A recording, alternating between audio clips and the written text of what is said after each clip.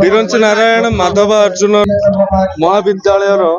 50तम वार्षिक उत्सव अवसर में उपस्थित रही जातीय शिक्षा नीतिर प्रणयन गुणात्मक शिक्षा को के भाव में स्थानित कराहब पाठ्यक्रम